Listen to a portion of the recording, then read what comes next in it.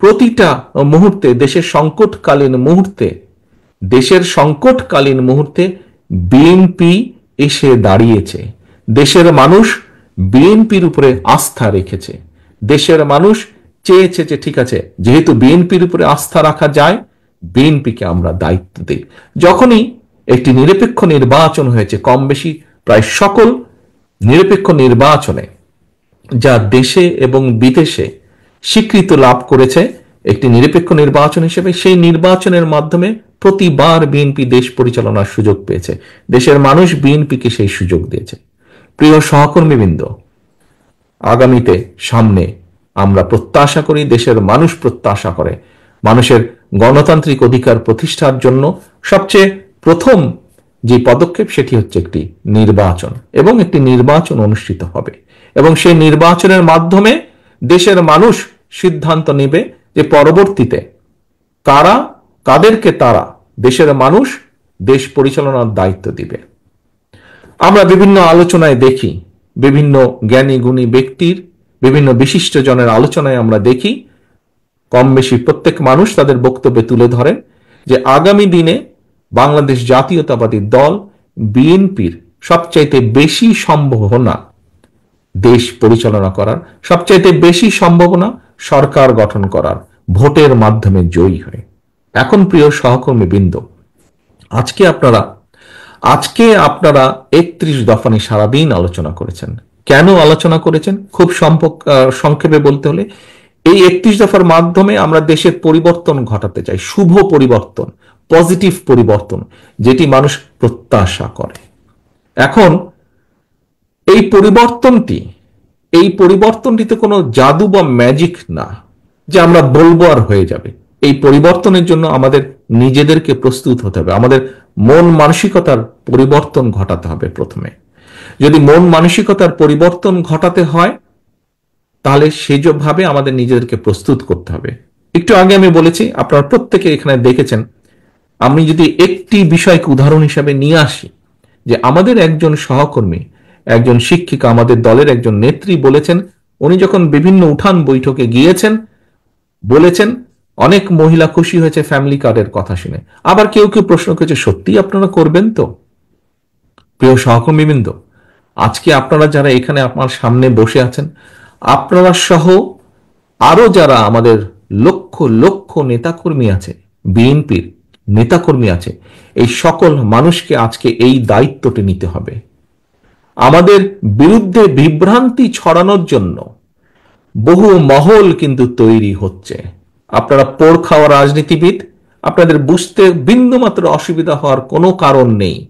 বিএনপির বিরুদ্ধে বিভিন্ন মহল বিভিন্নভাবে কিন্তু তৈরি হচ্ছে, প্রোপাগান্ডা ছড়াচ্ছে। এরই মধ্যে আমরা সেগুলো দেখতে পাচ্ছি। প্রোপাগান্ডা ছড়াচ্ছে, শত্রুপক্ষ বলেন বা প্রতিপক্ষ বলেন, সেগুলো তারা করবেই, দেশের ভিতরে বাইরে সেটি তারা করবে, আমরা সেটিকে ফেস করব। কিন্তু সবচেয়ে ইম্পর্টেন্ট বিষয় হচ্ছে, ওই যেই মানুষগুলো, কিছু কিছু মানুষ জিজ্ঞেস করছেন যে সত্যিই তোমরা করবা তো?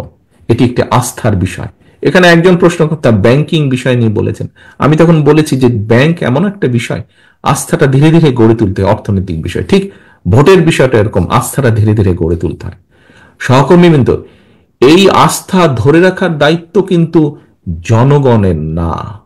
এই আস্থা, আমাদের প্রতি জনগণের আস্থা ধরে রাখার দায়িত্ব কিন্তু আমার, আপনার, আমাদের উপস্থিত সকলের, যারা উপস্থিত নেই, যার গায়ে একবার সিল লেগেছে বিএনপি, সেরকম প্রতিটি নেতাকর্মীর দায়িত্ব হচ্ছে এই আস্থাকে ধরে রাখা, এই আস্থাকে ধরে রাখা। আমি জানি আমি যে প্রশ্নটি এখন করব তার প্রত্যুত্তরে আপনারা সবাই হাত তুলবেন, কিন্তু আপনাদের প্রত্যেককে আমি বলবো, হাতটা তোলার আগে 2 সেকেন্ডের জন্য চিন্তা করে নেবেন যে প্রকৃতভাবে আপনি বিশ্বাস করেন কিনা। যদি আপনি বিন্দুমাত্র বিশ্বাসের চিড় থাকে, দয়া করে হাত তুলবেন না। আর যদি 100% বিশ্বাস করেন, অনলি দেন আপনি হাতটা তুলবেন। আমার প্রশ্নটি হচ্ছে, আপনারা কি সত্যিকার ভাবে, দৃঢ়ভাবে বিশ্বাস করেন এই 31 দফা বাস্তবায়নের মাধ্যমে আমরা কিছু হলেও দেশের মানুষের ভাগ্যের পরিবর্তন করতে সক্ষম হব? আপনারা কি দৃঢ়ভাবে এটি বিশ্বাস করেন? যদি যারা যারা বিশ্বাস করেন হাত তুলেন। ধন্যবাদ। আমি দেখতে পাচ্ছি প্রায় প্রত্যেকে হাত তুলেছেন। প্রিয় সহকর্মীবৃন্দ, দেখুন, আমি একটু আগে একটি কথা বলেছি যে মানসিক অবস্থার পরিবর্তন করতে হবে। আমাদেরকে দৃঢ়ভাবে বিশ্বাস করতে হবে যে আমরা পারবো, আমরা করব। যদি আমরা পারি, যদি আমরা করতেই চাই, আসুন নিজেদেরকে আমরা সেভাবে প্রস্তুত করি। আমরা যদি এইরকম 100টা কর্মশালাও করি প্রতিদিন, তাহলেও কিছু হবে না। তখনই হবে যখন আমরা নিজেদেরকে একটু হলেও পরিবর্তন করতে পারবো। ওই যে জনগণের আস্থা ধরে রাখার জন্য আপনাদেরকে আমি বলছি, সেই আস্থা ধরে রাখার জন্য যদি আমরা উদ্যোগও নেই এবং জনগণ যদি এটা দেখতে পায় যে হ্যাঁ, বিএনপি অন্তত উদ্যোগ নিয়েছে, বিএনপি যা বলছে, পারবে কি পারবে না সেটা হচ্ছে পরের ব্যাপার, কিন্তু অন্তত বিএনপি উদ্যোগ নিয়েছে, বিএনপি নিজেকে সেভাবে তৈরি করছে, বিএনপি নেতাকর্মীরা নিজেদেরকে তৈরি করছে সেভাবে, তাহলেও আমি বিশ্বাস করি ব্যক্তিগতভাবে জনগণ আমাদের উপরে বিশ্বাস করবে, আস্থা রাখবে। কিন্তু সেজন্য আমাদের নিজেদেরকে তৈরি হতে হবে, আমাদেরকে সেভাবে নিজেদেরকে প্রস্তুত করতে হবে। প্রিয় সহকর্মীবৃন্দ, সামনের পথ, প্রতিবার আমি প্রতিদিন একই কথা বলছি, সামনের পথ কিন্তু মোটেও মসৃণ না। সামনের পথ মোটেও মসৃণ না। একটু আগেই আমি বলেছি, বিভিন্ন মহল ষড়যন্ত্র তো করছেই। আপনারা দেখেছেন অন্তর্বর্তীকালীন সরকারের যারা বিশেষ করে সরকার প্রধান আছে ডক্টর ইউনূস, উনিও কিন্তু বলেছেন যে অর্থনৈতিক অবস্থা কি অবস্থায় রেখে গিয়েছে পলাতক স্বৈরাচার, চুরি দুর্নীতি লুটপাট করে সব সাফা করে দিয়ে গিয়েছে। আপনারা প্রত্যেকেই জানেন, আপনারা প্রত্যেকেই ভুক্তভোগী। কি বিষয় সেটি? বিচার ব্যবস্থা বলেন, প্রশাসন বলেন, পুলিশের প্রশাসন ব্যবস্থা বলেন, সবকিছু ভেঙে চুরে, রাষ্ট্রের প্রত্যেকটি প্রতিষ্ঠানকে ভেঙে চুরে ধ্বংস করে দিয়েছে। কাজেই যারাই দায়িত্ব পাক আগামী দিনে, সেই দলটির বা যারা দায়িত্ব পাবে তাদের অত্যন্ত কষ্ট হবে।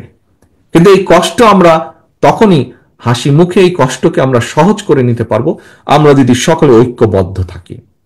এবং আমরা বলতে আমি শুধু আজকে এখানে বিএনপির কথাই বলিনি, বিএনপির নেতাকর্মীদের কথা বলিনি। প্রথমত নিজের ঘরকে ঐক্যবদ্ধ রাখতে হবে, বিএনপির নেতাকর্মীদেরকে ঐক্যবদ্ধ থাকতে হবে, এবং জনগণের আস্থা নষ্ট হয় এরকম কোনো ব্যবস্থা যেমন করা যায়, এরকম কোনো কাজ যেমন করা যাবে না। একই সাথে আমাদেরকে ঐক্যবদ্ধ থাকতে হবে, যেই দলগুলো, রাজনৈতিক দলগুলো গণতান্ত্রিক আন্দোলনে আমরা একসাথে সংগ্রাম করেছি, অত্যাচার নির্যাতন সহ্য করেছি, জেল জরিমানা সহ্য করেছি, সেই সকল রাজনৈতিক দলকে আমাদেরকে ঐক্যবদ্ধ থাকতে হবে। কারণ আমাদের এই 31 দফা শুধু বিএনপির 31 দফা না, আমাদের এই 31 দফা সকল রাজনৈতিক গণতান্ত্রিক রাজনৈতিক দলের 31 দফা। কাজেই আমাদের সকলকে ঐক্যবদ্ধ থাকতে হবে। এইখানে সত্য বাস্তবতা, কেউ এটি অস্বীকার করছেন না। কি সেটি? এই যে সকল দলগুলো, তার মধ্যে বিএনপি সবচেয়ে বড় দল। অন্য দলগুলো মোটেও সেটা অস্বীকার করছেন না, ওনারাও বলছেন বিএনপি বড় দল। এবং বড় দল হিসাবে সবচেয়ে বড় দায়িত্ব বিএনপির, জনগণের এই আস্থা ধরে রাখা, এই 31 দফা বাস্তবায়ন করা। প্রিয় সহকর্মীবৃন্দ, আমি ব্যক্তিগতভাবে একটি একটি একটি একটি প্রতিজ্ঞা বা নীতিতে বিশ্বাস করি। আপনারা যেরকম অত্যাচারিত নির্যাতিত হয়েছেন, আমি ব্যক্তিগতভাবে, আমার পরিবারও অত্যাচারিত নির্যাতিত হয়েছে সেই পলাতক স্বৈরাচার দ্বারা। যে কোনো নির্যাতিত মানুষ তার নির্যাতনকারীর বিরুদ্ধে প্রতিশোধ নিতে চায়। প্রিয় সহকর্মীবৃন্দ, আপনি চান, আমি চাই, আমরা সবাই চাই যারা আমরা অত্যাচারিত নির্যাতিত। তবে আমি ব্যক্তিগতভাবে, এবং আমি মনে করি আজকে এখানে উপস্থিত আমার প্রতিটি নেতাকর্মী, এই দলের প্রতিটি নেতাকর্মী আমার সাথে একমত হবেন, কেউ দ্বিমত হবেন না। কি সেটি? আমরা প্রতিশোধ নিতে চাই, আমি প্রতিশোধ নিতে চাই এই 31 দফাকে বাস্তবায়ন করার মাধ্যমে। কারণ শহীদ রাষ্ট্রপতি জিয়াউর রহমান, দেশনেত্রী বেগম খালেদা জিয়া, তারা এই দেশের মানুষের রাজনৈতিক অধিকার প্রতিষ্ঠিত করতে চেয়েছিলেন, গণতান্ত্রিক অধিকার প্রতিষ্ঠিত করতে চেয়েছিলেন, এই দেশের শিশুদেরকে শিক্ষিত করতে চেয়েছিলেন, বেকারদের কর্মসংস্থান করতে চেয়েছিলেন, খাদ্য উৎপাদন দ্বিগুণ করতে চেয়েছিলেন, দেশে শিল্পায়ন করতে চেয়েছিলেন, মানুষের অর্থনৈতিক স্বাধীনতা প্রতিষ্ঠিত করতে চেয়েছিলেন। সেই কাজগুলোতে বাধা দেওয়া হয়েছে। প্রিয় সহকর্মীবৃন্দ, আমি মনে করি বাংলাদেশ জাতীয়তাবাদী দলের প্রত্যেকটি নেতাকর্মীর প্রতিশোধ সেদিনই সফল হবে যেদিন বাংলাদেশের মাটিতে আমরা বাংলাদেশের মানুষের জন্য এই 31 দফাকে বাস্তবায়ন করতে সক্ষম হব। একমাত্র সেদিনই আমরা অগণতান্ত্রিক যে অশুভ শক্তি যারা বাংলাদেশকে দাবিয়ে রাখতে চায় তাদের বিরুদ্ধে আমাদের প্রতিশোধ সফল হবে, যেদিন আমরা 31 দফার বাস্তবায়ন কার্যক্রম শুরু করব এবং এটি একটি চলমান প্রক্রিয়া থাকবে। আমরা ভালো থেকে ভালো করতে সক্ষম হব, সেদিনই আমরা প্রতিশোধ গ্রহণে সক্ষম হব। আমি প্রতিশোধ বলতে তাই বুঝি, বাস্তবায়ন অফ 31 দফা। প্রিয় সহকর্মীবৃন্দ, আসুন আজকের এই কর্মশালায় আমরা প্রত্যেকটি মানুষ প্রতিজ্ঞা করি, শপথ করি, যে কোনো মূল্যে বাংলাদেশের মানুষের আস্থা আমাদেরকে ধরে রাখতে হবে। আস্থা ধরে রাখার দায়িত্ব আমাদের। বিএনপি সবচাইতে বড় রাজনৈতিক দল, তার যে যুগপৎ আন্দোলনের যেই দলগুলো তার মধ্যে সবচেয়ে বড় রাজনৈতিক দল। অন্যরা আমাদেরকে সহযোগিতা করবেন, কিন্তু দায়িত্ব সবচেয়ে বেশি আমাদের। দায়িত্ব আপনার, দায়িত্ব আপনাদের সকলের। এই দেশকে রক্ষা করা, দেশের সার্বভৌমত্ব রক্ষা করা, দেশের মানুষের রাজনৈতিক এবং অর্থনৈতিককে প্রতিষ্ঠিত করা, রক্ষা করার দায়িত্ব। আসুন সেটিই হোক আজকের আমাদের কর্মশালার শপথ, সেটিই হোক আমাদের আজকের এই কর্মশালার প্রতিজ্ঞা। সেই প্রতিজ্ঞা যাতে আমরা পূরণ করতে পারি দেশের প্রতি, দেশের মানুষের প্রতি, সেই প্রত্যাশা রেখে আমি আমার বক্তব্য শেষ করছি। আল্লাহ হাফেজ। বাংলাদেশ জিন্দাবাদ। বাংলাদেশ জাতীয়তাবাদী দল জিন্দাবাদ। আসসালামু আলাইকুম।